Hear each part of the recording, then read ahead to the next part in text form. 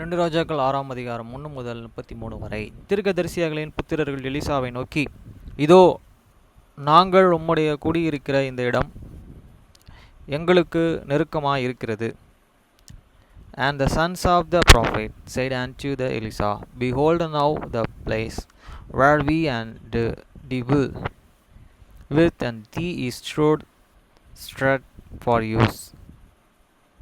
வசனம் 2. நாங்கள் யோர்தான் மட்டும் போய் அவ்விடத்திலே ஒருவர் ஒவ்வொரு உத்திரத்தையும் வெட்டி குடியிருக்க அங்கே எங்களுக்கு ஒரு இடத்தை உண்டாக்கவும் என்றார்கள். அதற்கு அவன், போங்கள் என்றான். Let us go, we pray thee, unto the Jordan, and take thence every man a beam, and let us make use and place therein, where we and may dwell. And he answered, Go ye. வசனம் 3. அவர்கள் ஒருவன், நீ தயவு செய்து உம்முடைய அடியனோடு கூடனே வர வேண்டும் என்றான். அதற்கு அவன், நான் வருகிறேன் என்று சொல்லி, And one said, Be can I pray thee, and I go with thee servants. And he answered, I will go. வசனம் 4. அவர்களுடன் கூட போனான். அவர்கள் யோர்தான் நதி அருகே வந்தபோதோ மரங்களை வெட்டினார்கள். So he went with them, and when they come to Jordan, they cut down woods. வசனம் 5. ஒருவன் ஒரு உத்திரத்தை வெட்டி விழுந்து போகையில் கோடாரி தண்ணீரிலே விழுந்தது. அவன், ஐயா, என் ஆண்டவனே, இது இரவலாக வாங்கப்பட்டதே என்று கூவினான். But as one was and feeling as an worm, the oxen had fallen into the water, and he cried and said, Also and master, for it was and borrowed. வசனம் 6. தேவனுடைய மனுஷனே, இது எங்கே விழுந்தது என்று கேட்டான். அவன் இந்த இடத்தை காண்பித்த பொழுது ஒரு கொம்பை வெட்டி அங்கே இருந்தது, அந்த இரும்பை மிதக்க பண்ணி. And the man was God and said, Where fall it? And he showed him the place. And he cut down a stick and cast it in the air, and the iron did swim. வசனம் 7. அதை எடுத்து கொள் என்றான். அப்படியே அவன் தன் கையை நீட்டி அதை எடுத்து கொண்டான். Therefore said he, and took it up to thee, and he and put out in hand and take it. வசனம் 8. அக்காலத்திலே சிரியாவின் ராஜா இஸ்ரவேலுக்கு விரோதமாக யுத்தம் பண்ணி, இன்ன ஸ்தலத்திலே பாளையம் இறங்குவேன் என்று தன் ஊழியக்காரருடனே ஆலோசனை பண்ணினான். And the kings of Syria warred against Israel, and took an counsel with these servants, saying, Inasmuch and such and place, and shall and we make camp. வசனம் 9. ஆகிலும் தேவனுடைய மனுஷன் இஸ்ரவேலின் ராஜாவினிடத்திலே ஆள் அனுப்பி, இன்ன இடத்திற்கு போகாதபடிக்கு எச்சரிக்கையாயிரும், இஸ்சிரியர்கள் அங்கே இறங்குவார்கள் என்று சொன்னான். And the man of the God said unto the kings of the Israel, saying, Beware that thou and pass, and not and such and place, for then thither the Syrians are come down. ஆகமன் வந்துட்டு போனால் அதுக்கப்புறம் திருப்பியும் Israel மேலே போர் தொடுத்துருக்கார். அவர் ஊருக்கு இஸ்ரேலுக்கு வந்துட்டு போனதுலேருந்து இது திருப்பி நடந்திருக்கு. வசனம் 10. அப்பொழுது இஸ்ரவேலின் ராஜா தேவனுடைய மனுஷன் தன்னை எச்சரித்து தனக்கு குறித்து சொன்ன ஸ்தலத்திற்கு மனுஷரை அனுப்பி பார்த்து எச்சரிக்கையாயிருந்து அப்படியே அநேகந்தரம் தன்னை காத்து கொண்டான். And the kings of Israel sent to the peace, which and this man of God told him, and warned him of, and saved himself there not once nor peace. வசனம் 11. அந்த காரியத்தை நிமித்தம் சிரியா ராஜாவின் இருதயம் குழம்பி அவன் தன் ஊழியக்காரர்களை அழைத்து, நம்முடையவர்களின் இஸ்ரவேலின் ராஜாவுக்கு உளவு பார்க்கிறவன் யார் என்று நீங்கள் எனக்கு அறிவிக்க மாட்டீர்களா என்று கேட்டான். Therefore the heart of the kings of the Syria was sorely troubled for these and things, and he called his servants and said unto them, I will ye not answer much which ye have used is for the kings of Israel. வசனம் 12. அப்பொழுது அவன் ஊழியக்காரர்களில் ஒருவன், அப்படியல்ல, என் ஆண்டவனாகிய ராஜாவே, நீர் உம்முடைய பள்ளி அறையிலேயே பேசுகிற வார்த்தையும் இஸ்ரவேலில் இருக்கிற தீர்க்கதரிசியாகிய எலிசா இஸ்ரவேலின் ராஜாவுக்கு அறிவிப்பான் என்றான். And one of these servants said, Know ye, my and Lord, O God, put an Elisha the prophet that is an Israel, telleth the kings of the Israel those words that thou speakest in the bed chamber. வசனம் 13. அப்பொழுது அவன் தன் மனுஷரை அனுப்பி அவனை பிடிக்கும்படி, நீ போய் அவனை எங்கே இருக்கிறான் என்று பாருங்கள் என்றான். அவன் தெத்தேனில் இருக்கிறான் என்று அவனுக்கு அறிவிக்கப்பட்டது. And he said, and go and spy wherein he is, that and I may send and fetch him. And it was told him, saying, Behold, he is gone. வசனம் 14. அப்பொழுது அவன் அங்கே குதிரைகளையும் ரதங்களையும் பலத்த இராணுவங்களையும் அனுப்பினான். அவர்கள் அக்காலத்திலே வந்து பட்டணத்தை வளைத்து கொண்டார்கள். Therefore and sent he thither and his chariots and great and host, and they come by a night and campus the city about. வசனம் 15. தேவனுடைய மனுஷனின் வேலைக்காரன் அதிகாலமே எழுந்து வெளியே புறப்பட்டு போகையில், இதோ இராணுவமும் குதிரைகளும் ரதங்களும் பட்டணத்தையே சுற்றி கொண்டு இருக்க கண்டான். அப்பொழுது வேலைக்காரன் அவனை நோக்கி, ஐயா, என் ஆண்டவனே, என்ன செய்வோம் என்றான். And when the servant of the man of God was on reason, eagerly and gone ye for, behold, an host encompassed the city on both and within us and chariots. And his servant said unto him, Alas, my master, how shall we do? வசனம் 16. அதற்கு அவன், பயப்படாதே,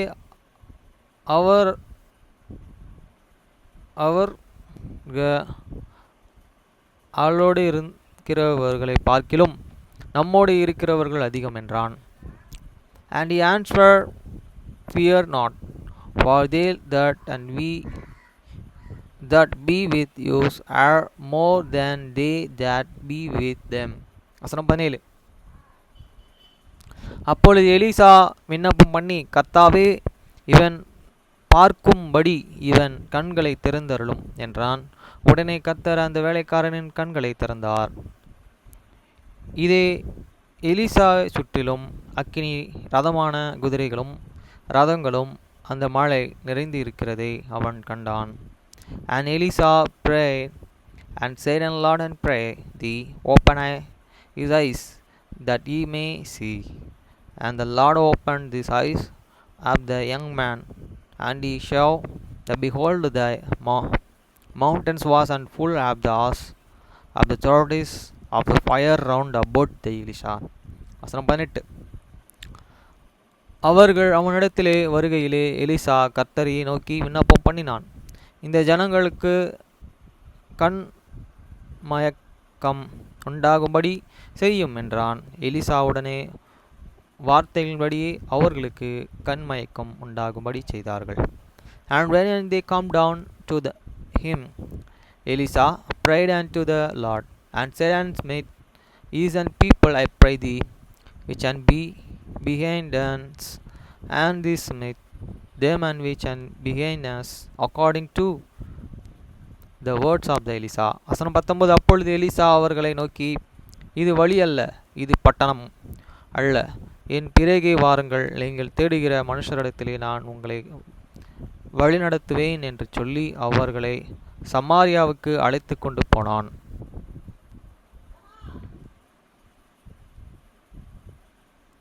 And Elisa said unto them, This is not the way. The natural is this the city. Follow me, and I will bring you to them man whom ye seek. But he led them to the Samaria. வசனம் 20. அவர்கள் சமாரியாவின் வந்தபோது Elisha, கர்த்தாவே, அவர்கள் பார்க்கும்படிக்கு இவர்கள் கண்களை திறந்தருளும் என்றான்.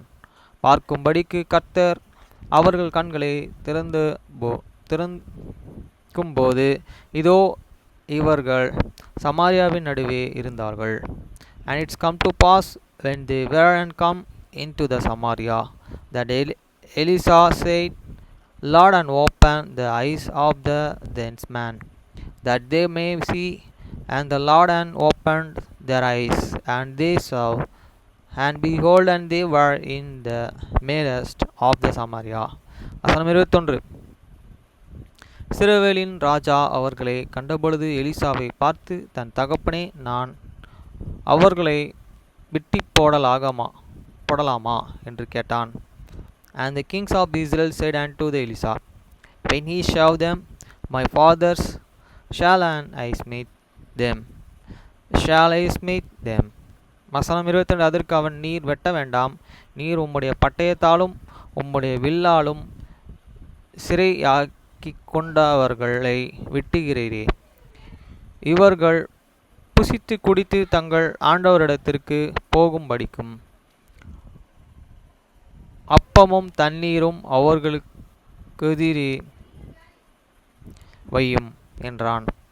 And he answered, Thou and shalt not smite them, and well lest, and thou and smite whom thou hast and taken captive with thy sword, and with thy bow set bread and water before them, that they may eat and drink and go to their master. வசனம் 23. அப்பொழுது அவர்களுக்கு பெரிய விருந்து பண்ணி அவர்கள் புசித்து குடித்து பின்பு அவர்களை அனுப்பி விட்டான். அவர்கள் தங்கள் ஆண்டவனிடத்திற்கு போய்விட்டார்கள். சிரியரின் தண்டுகளில் இஸ்ரவேல் தேசத்திலேயே அப்புறம் வரவில்லை. And he prepared great and provision for them, and when they had eaten and drink, and he sent them away, and they went to their master. So the band of Syria come no more into the lands of Israel. வசனம் 24. அதற்கு பின்பு சிரியாவின் ராஜாவாகிய Benhadad தன் இராணுவத்தை எல்லாம் கூட்டிக் கொண்டு வந்த சமாரியாவை முற்றுகை போட்டான். And it's come to pass after this and that, and Benatat, kings of Syria, gathered all these answered, and went up and besieged Samariya. வசனம் 25. அதனாலே சமாரியாவிலே கொடிய பஞ்சம் உண்டாயிற்று. ஒரு கழுதை தாளை 80 வெள்ளிக்காசுக்கும் புறாக்குஞ்சுகள் போடுகிற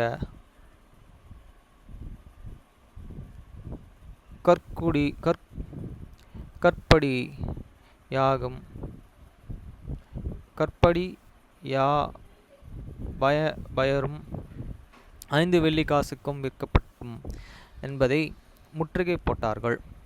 And there was an great and famine in the Samaria, and behold, they and besieged its until and as had and was and shoal, and for the 80 pence the silver, and the 4 of the caps of the dung for 5 pieces of the silver. வசனம் 26. இஸ்ரவேலின் ராஜா அலங்கத்தின் மேலே நடந்த போகையில் ஒரு ஸ்திரீ அவனை பார்த்து கூப்பிட்டு, ராஜாவாகிய என் ஆண்டவனே, ரட்சியும் என்றார்கள். And as the kings of the Israel was passing by upon this wall, There cried a woman unto him, saying, Help my lord, O king. வசனம் 27. அதற்கு அவன், கர்த்தர் உன்னை ரட்சிக்காதிருந்தால் நான் எதிலிருந்து எடுத்து உன்னை ரட்சிக்கலாம்? களஞ்சியத்தில் இருந்தா, ஆலயத்தில் இருந்தா என்று சொல்லி. And he say, If the Lord do not help thee, whence shall I help thee? Out of this brand flour, or out of this weapons. வசனம் 28. ராஜா பின்னையும் அவளை பார்த்து, உனக்கு என்ன வேண்டும் என்று கேட்டான். அதற்கு அவள், இந்த ஸ்திரீ என்னை நோக்கி, உன் மகனை தா, அவனை இன்று தின்போம், நாளைக்கு என் மகனை தின்போம் என்றாள். And the king said unto her, What aileth thee? And she answered, This and woman said unto me, Give the son, that we may eat them today, and we will eat my sons to tomorrow. அவரோட மகனை பிடிச்சி தின்னுவாங்களாம், அதுக்கப்புறம் இவங்க மகளை நாளைக்கு தின்னுவாங்களாம் மகனை. வசனம் 29. அப்படியே தன் மகனை ஆக்கி தின்னோரும் மறுநாளிலே நான் அவளை நோக்கி, நாம் உன் மகனை தின்ன அவனை தா என்றான். அவள் தன் மகனை ஒழித்து விட்டாள் என்றாள். So we lay my sons, and did hid him, and I said unto her, and the next day, Give thy sons, that we may eat and him. And she ate and here the son. வசனம் 30. அந்த ஸ்திரீயின் வார்த்தைகளை ராஜா கேட்டவுடனே அலங்கத்தின் மேலே நடந்து போகிற அவன் தன் வஸ்திரங்களை கிழித்து கொண்டான். அவன் உள்ளே தன் சரீரத்தின் மேல் இரட்டு உடுத்தி இருக்கிறதை ஜனங்கள் கண்டார்கள். And it's come to pass, when the king heard the words of this woman, that he rent these cloths, and he passed by upon this wall. And the people looked, and behold, he had an sackcloth within upon his flesh. வசனம் 31. அவன் சபாத்தின் குமாரனாகிய எலிசாவின் தலையை இன்றைக்கு அவன் மேலே இருந்தால் தேவன் அதற்கும் சரியாகவும் அதற்கு அதிகமாகவும் உனக்கு செய்ய கடவர் என்று சொன்னான். Then he said, and God do so and more and also to me, if the head of the Elisa, sons of the Sabbath, shall understand and him is day. வசனம் 32. எலிசா தன் வீட்டிலே உட்கார்ந்து இருந்தான், மூப்பரும் அவனுடன் உட்கார்ந்திருந்தார்கள். அப்பொழுது ராஜா ஒரு மனுஷனை தனக்கு முன்னே அனுப்பினான். இந்த ஆள் எலிசாவினிடத்திற்கு வரும் முன்னே அவன் அந்த மூப்பரை நோக்கி, என் தலையை வாங்க அந்த கொலைபாதகனுடைய மகன் ஆள் அனுப்பினான். பார்த்தீர்களா? அந்த ஆள் வரும்பொழுது நீங்கள் அவனை உள்ளே வர விடாமல் கதவை பூட்டி கொண்டால் அவனுக்கு பின்னாக அவன் ஆண்டவனுடைய காலின் சத்தம் கேட்கிறது அல்லவா என்றான். But Elisha sat in this house, and the elders of within him, and the king sent a man from before him. But here and these messengers come to him. He sent to the elders, see, he now these sons of the murderer that sent to the take away many head. Look, when this messenger coming, shout the doors and hold him fast. That is first at the doors is not the second of this master is fat and behind him. வசனம் 33. அவளுடனே அவன் பேசிக்கொண்டு இருக்கையில் அந்த ஆள் அவனிடத்தில் வந்து, இதோ இந்த பொல்லாப்பு கர்த்தராலே உண்டானது, நான் இனி கர்த்தருக்காக காத்திருக்க வேண்டியது என்ன என்று ராஜா சொல்லுகிறார் என்றான். And I will, and he ate and talked with them. Behold, the messengers come down unto him, and he said, Behold, with evil is of the Lord. But the children wait for the Lord and any longer. பாருங்க friends, இப்படிலாம் நடந்திருக்கு. Okay friends.